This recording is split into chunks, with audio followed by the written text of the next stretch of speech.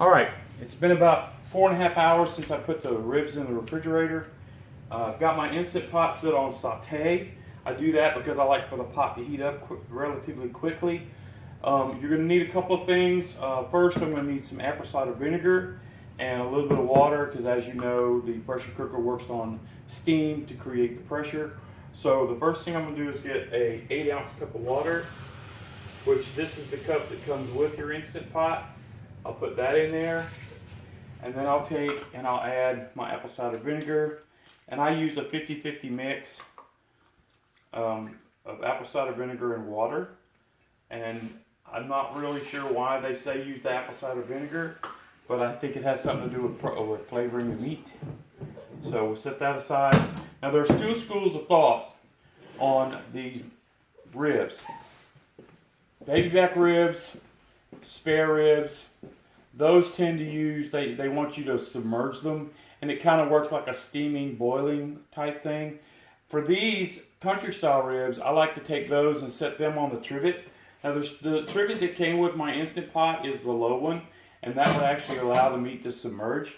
The one that came with my Farberware, as you can see, is a little taller. So I'll use that one, and then what I'll do is I'll layer the ribs on top of that to allow them to stay above.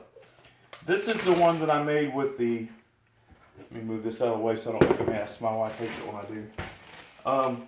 This is the ones that I did with the Memphis style rub and the Worcestershire sauce. So I'm going to set that in here like this. And I don't normally do the sear method on when I'm doing the ribs because I want them to come apart. There's a couple of ways you can do that. So I'll set that in there like that. Oh, it fell off. Hang on. I have to change it. Might have to redo this.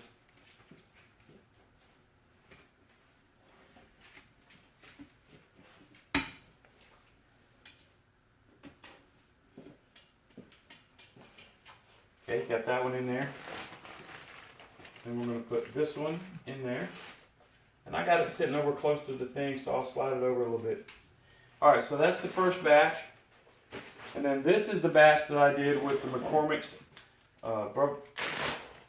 brown sugar and bourbon. I'm going to set that in there like that. I'm going to set this in here like this. Because I don't want them to fall into the liquid, I want them to steam. I'll put this one here like this. Let me rinse my hands and I'll give you an idea what it looks like inside. I gotta clean out my sink. So the steam is starting. Sorry about that.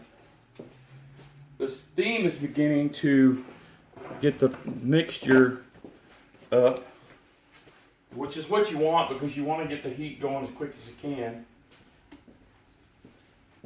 So then you have to hit cancel. That turns it off. Now there's two ways you can do this. You can either hit manual and set it for your own time, but we know that this is going to be kind of fall off the bone or really tender. The way you do that is you hit meat and then you hit adjust, and that puts it at 45 minutes, and then you can actually take some of the time away if you choose to. I like to do these at 35 minutes. Take your lid, set it on top, twist, lock, and make sure your knob is on sealing to allow it to build up the pressure. Okay, 35 minutes, it's on, it's going to build up the pressure.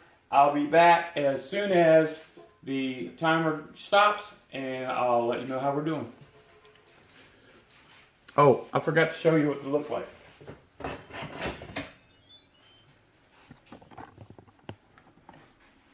So that's what it looks like. I just got them layered in there on top of the trivet.